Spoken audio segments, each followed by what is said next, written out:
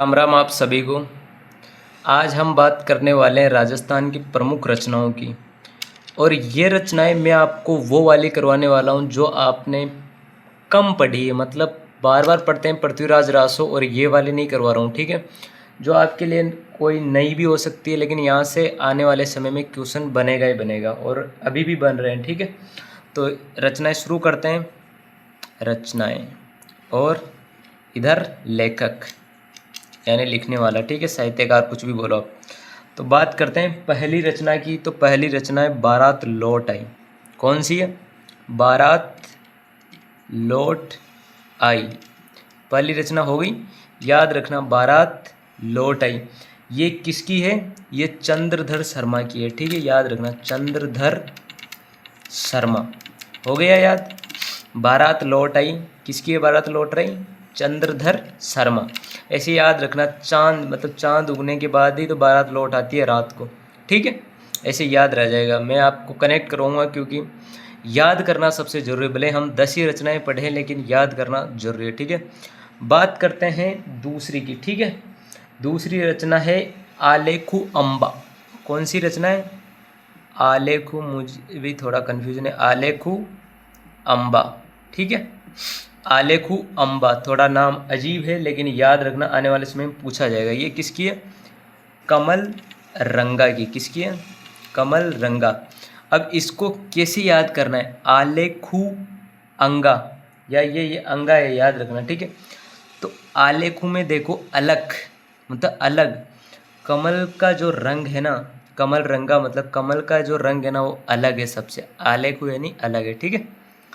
आप कनेक्ट कर लेना। जिसको ट्रिक से याद नहीं होता वो डायरेक्ट भी याद कर सकता है, उसके लिए खुल्लम खुल्ला है, ठीक है।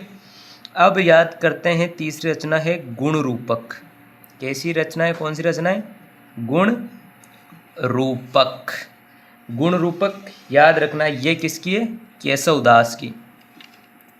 किसकी रचना है ये? केशव दास। अब इसको कैसे याद रखोगे? जो केशव है ना, केशव, केशव देवताओं के, मतलब जैसे कृष्ण हो गया, उनको केशव कहा जाता है। मतलब कृष्ण भगवान का छोटा रूप हो गया, या देवताओं का छोटा रूप है। केशव दास, जो केशव दास है ना, उसमें तो गुण है भाई, तभी तो अपना रूप दिखाता है। केशव नाम आते यार, गुण अपने आप, गुण रूपक अपने आप याद आ जाए। गुण का रूप यानी केशव दास, ठीक है। अपने आप केशव शब्द ही ऐसा है, मतलब थोड़ा गुण रूपक में जमने वाला, ठीक है। बात करते हैं चौथी रचना की, ठीक है। चौथी रचना है गला लेग। कौन सा है? गला लेग। आप सोच रहे हो कि भाई ये रचना तो पूछी नहीं जाती, लेकिन मैं बोल रहा हूँ आने वाले समय में ये पूछी जाएगी। और आप कहोगे ये कंपटीशन को, मतलब 100 बंदे अगर कंपटीशन बैठ रहे हैं, तो उनमें से मात्र 5 बंदे ऐसी रचनाओं को कर पाते हैं, ठीक है। तो इस रचना का नाम क्या है? गला लेग। ये किसकी है? अमरनाथ जोगी की। किसकी है? अमरनाथ जोगी। अब इसको कैसे याद करना है? जो गला है ना, गला, जिसका गला लेग, गला और लेग, गला लेग यानी गला अपना गला हो गया, लेग यानी क्या हो गई? टांगे हो गई। गला और लेग जिसकी ठीक होती है ना, वो अमर हो जाता है। क्या हो जाता है? अमर हो कि जोगी बन जाता है, ठीक है। ऐसे याद रखने ना, ठीक है। इसको मिटाता हूँ, थोड़ा रुको यार, थोड़ा क्या है, संघर्ष देखना पड़ता है। बोर्ड है, हाथ से पकड़ रखा है, थोड़ा धुंधला हो गया ये यार। हाँ, आ गया आ गया, ठीक है ठीक है।